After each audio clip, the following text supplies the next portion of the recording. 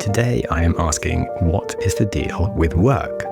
We spend all of this time trying to find what we love to do. And then if we do find it, we call it work and we start hating it. It's a curious conundrum where we can take something we enjoy and systematically remove all the joy from it until it becomes something we have to do for a living. Sometimes it does feel like we are all members of this bizarre club where the first rule is that if you are having too much fun, then you're definitely doing it wrong. These days, we seem to have meetings about having better meetings. We've got apps to manage our apps. We've got productivity systems to help us be more productive at creating productivity systems. It does feel like something is going wrong. And then if we think about work-life balance, it's as if work somehow is separate from life. Like, sorry, I just can't be alive right now. I am working. Like, no. When did we decide that a third of our day doesn't count as living, right? It doesn't make much sense. Why did we decide that everything needs a label, a purpose, and preferably a LinkedIn update? Maybe we should be rethinking this whole thing. So, hello and welcome to the Growth Mindset Psychology Podcast with me, Sam Webster Harris, where today we are exploring how to possibly fall in love with what we do. As you know, I like to explore the science of self-improvement and philosophy of what is a life well lived. So definitely combining both today. After all, if we have this perfect rainbows and unicorns idea of a job, then we might fall incredibly short. But if we can play around with how we see the things that we do and nudge our perspective, then we might have a much better chance of enjoying our present moments. Okay, so I think you've probably got an idea of what's coming up in the episode, and we are halfway through another year of hurtling around the sun. Which is why I thought it would be a good idea to think about how we can build some contentment into our lives, so stick with us. I'd like you to picture two different humans. Human A is a 4-year-old building something with blocks, and for them, time doesn't exist, lunch doesn't exist, there is just this moment, these blocks, and endless possibilities. Towers are rising and falling, some collapsing. Each collapse is exciting as the construction themselves. Then we have Human B. They are 40 years old and they are building a presentation. Time very much exists. There's a deadline in 2 hours. Their stomach is reminding them that lunch exists, and instead of possibilities, there's just endless checklists of stakeholder requirements. Same species, very similar basic activity of building some things, but the experience for each individual are in completely opposite universes. Now, this brings us to something psychologists call self-determination theory, which is basically a fancy way of saying that humans need 3 things to thrive. Autonomy, which means being the boss of yourself, competence, which is being good at stuff, and relatedness, which is connecting with other humans. Children playing with their Lego can have all 3, whereas an adult with their PowerPoint can find themselves lacking a little bit. What happens is we take things that could actually be inherently enjoyable and systematically destroy them by creating external rewards for the thing instead of the joy of doing the thing itself, mainly performance metrics and a wage. For example, if you like photography, that's great, but suddenly with a wedding schedule and 437 required shots and a mother-in-law with very specific ideas about lighting, then something about it doesn't feel quite so good. And that's where the over-justification effect comes in, which is just science speak for adding external rewards for something that you naturally enjoy will often make you enjoy it less. So imagine that you are paid by your partner to give them a hug or to have a conversation with them. It would feel totally weird and not so much your choice or like you're in control of the things that you want to do. In fact, studies have even shown if you pay kids to do hobbies that they actually enjoyed, like art, they will start to enjoy them less, actually have less motivation to do them. The good news is that there is a state that we can be in that switches off this problem, and that is when we get to enter the flow state, the magical place where time disappears and everything just clicks. Like the building blocks for our toddler, we can see pitch deck writers lose themselves completely in the zone, or even accountants can become deeply engrossed in their spreadsheets, like it does happen. So when we start putting these elements together and review it, we might ask, how did we end up with this mostly joy-sapping idea of work? Well, we can blame the Industrial Revolution and capitalism because that's what everyone does. After all, that's when we decided work and life should be separate things, like keeping your peas and carrots from touching each other on a plate. But despite this clear segregation, it is funny how technology is blurring the lines even more. We have smartphones making sure that we never really leave work when we go home, while simultaneously they give us endless ways to procrastinate when we are at work. In fact, this wonderful technology that's supposed to make everything easier means you can disappoint people at the speed of light. You can get emails about urgent meetings whilst you're asleep, which apparently is progress. Now, it's worth remembering this whole system is something that we made up, and it's a story that we tell ourselves in our own heads, so we can make up something new. Ideally, something better. Something that maybe doesn't require us to unlearn everything that made us happy when we were kids. So you've probably noticed so far that one issue with work is that we've been falling out of touch with our roots. As I've been investigating our Stone Age ancestry lately with my new podcast, I thought I'd draw a few parallels between modern jobs and practice in ancient times just to create some different perspectives to help us change the frame that we look at things with as we go forwards. In fact, I think we can look at a lot of modern work as essentially different art forms in disguise. So I'll just give you some silly examples that came up for me. For example, being a coder.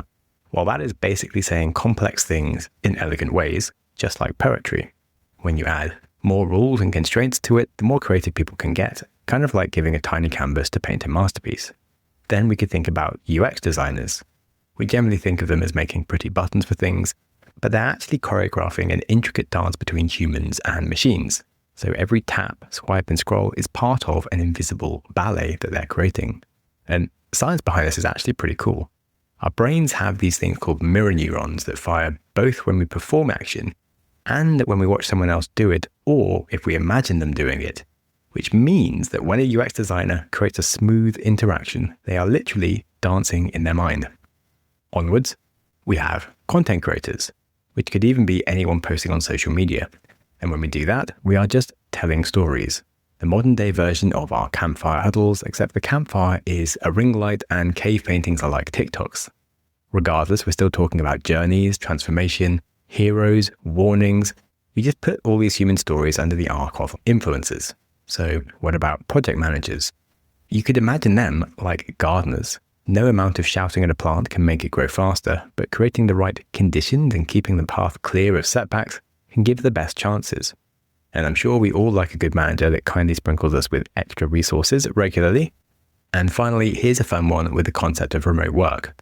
It's a bit like improv theatre, where one moment you are a serious professional in a client meeting, whilst at the same time, you're trying to stop your cat from gracefully showing everyone his butt, and you're hoping your toddler isn't microwaving his action figures. Of course, these are some silly examples, but I think it's nice to just look more widely at the world around us and the jobs that we do, and see how they probably speak to some ancient need within us to try and make sense of the world and share our understanding with others. And when we step back and appreciate that, it doesn't sound so taxing to me. It feels a bit more like you're tapped into a greater human purpose, because I think it can be very easy to lose a sense of purpose when you feel so disconnected from what the rest of the world is doing, the increasing complexity of the types of jobs that we have. However, let's now talk more about where our psychology starts to add in some doom to the potential magic that we might be able to start seeing. Well, firstly, we have the classic imposter syndrome, where you're doing your job, everything's fine, suddenly your brain goes, hey, you know what would be fun? Let's convince ourselves that we are completely fake and don't know what we're doing. I mean, who needs actual problems when your brain can just make them up for you? In fact, the research says that 82% of people sometimes feel this way, like 82%. And that means that almost everyone, is walking around thinking that they're fooling everyone else, and we're all in this giant game of professional pretend to know what we're doing. Another classic problem is analysis paralysis, having so many options that you end up choosing none of them. Your brain, which originally evolved to decide between fight and flight, is now trying to decide between 37 different project management tools, if your phone should have a bigger battery or a better camera, while simultaneously wondering if you should have been a dolphin trainer instead of a management consultant. Well, here's what's happening in your brain. Working memory can only handle about 7 things at once, and when you try to analyze 20 different options, your cognitive load just goes through the roof, and your brain basically goes, no, I can't do this. Let's just scroll through social media instead, because I'm sure I'll get rewarded for doing that. So you might ask, why are we like this? Why can't we just make a decision? Well, our school system spends years training us to seek the correct answer in a world where so many things don't really have one. And sadly, we don't learn much at all about practical decision making. We get taught that the worst thing to do is to make a mistake, and we build all of our grading systems around regurgitating correct knowledge. And it's a huge installation of fixed mindset thinking where we want perfect grades with 0 mistakes, and we would rather memorize perfect answers than think about how things work and experiment. Like instead, of course, we should be excited about trial and error and any opportunity to take a journey of discovery. But that's not what we've been trained to do. Then finally, we have a big giant culture trap, not only of the business that we're in, but also the comparison game of social media where everyone else's life is probably better than yours. Let's say you're in an apartment eating old Chinese food, watching someone post about their life-changing smoothie bowl experience. Like, life-changing? Why? They're eating breakfast, and yet somehow that goes into our brain that their life is better than ours? Like, there's a big issue with a thing called social comparison theory, where we take our worst moments and compare them against the highlight reel on social media of someone else's best moments. So we essentially always feel like we're behind and doing badly.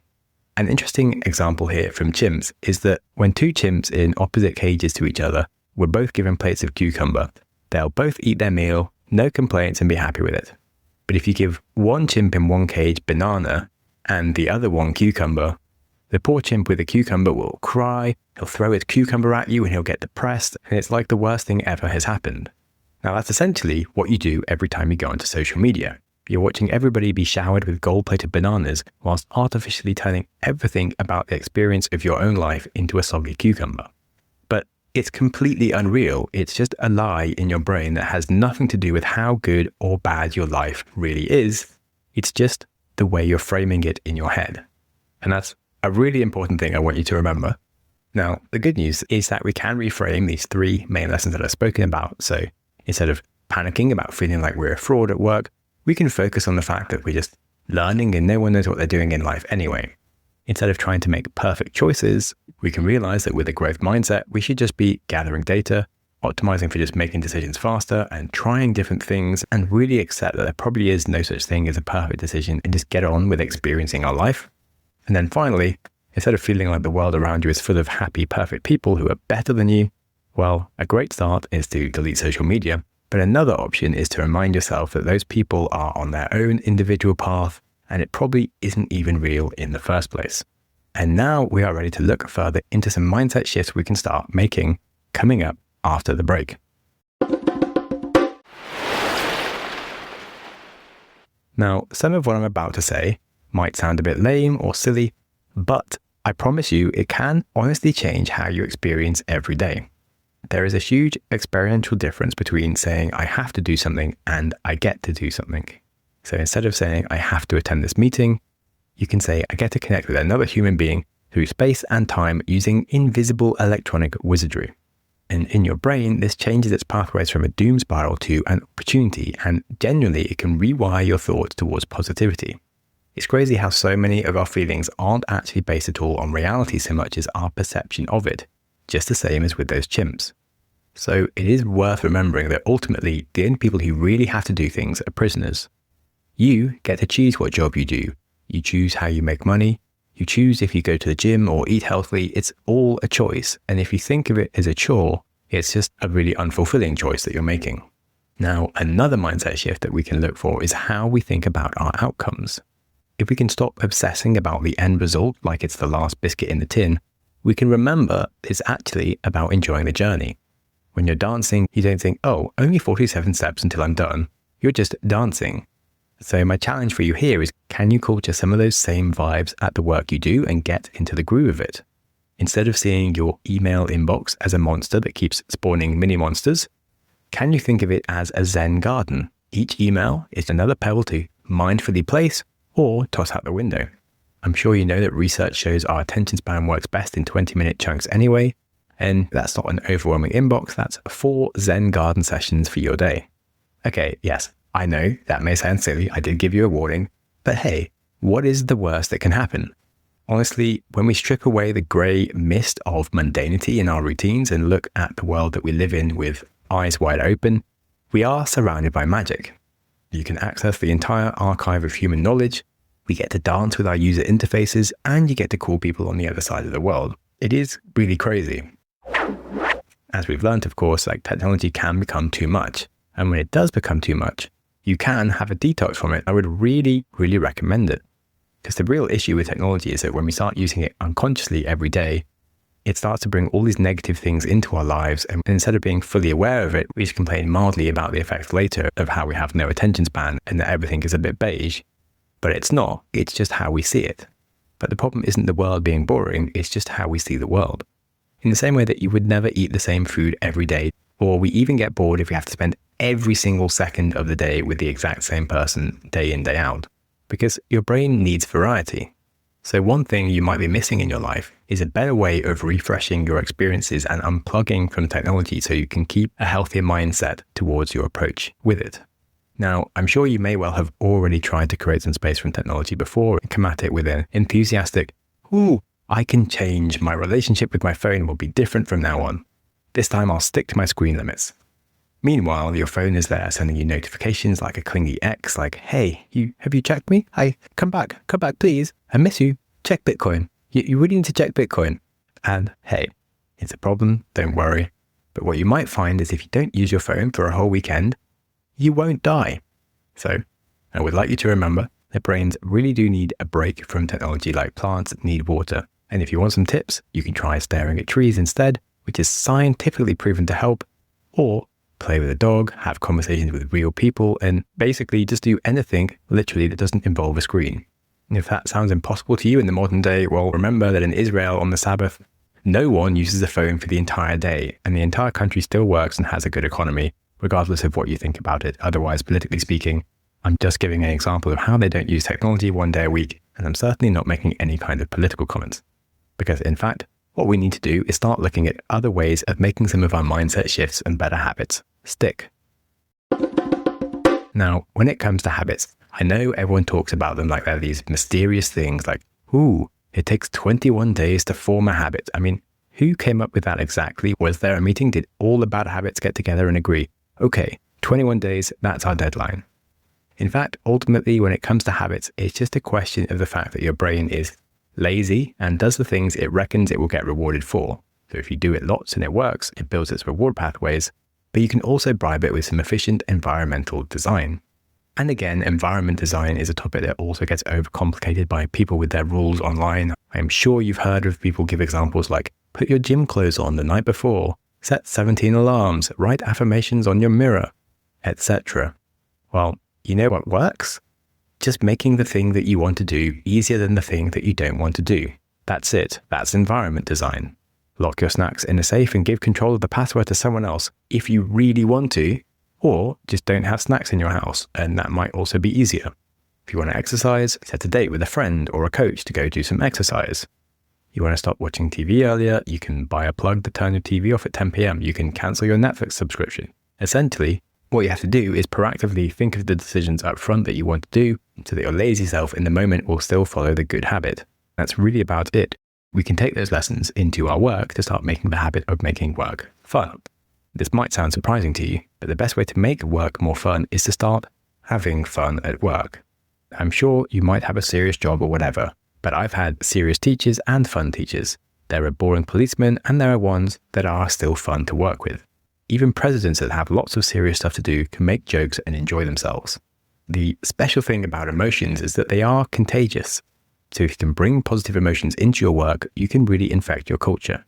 Now, I know, of course, that there are some workplaces that are just so bad and bigger than you that it's better to just escape, but often you can be the person to infect others with positivity if you choose to.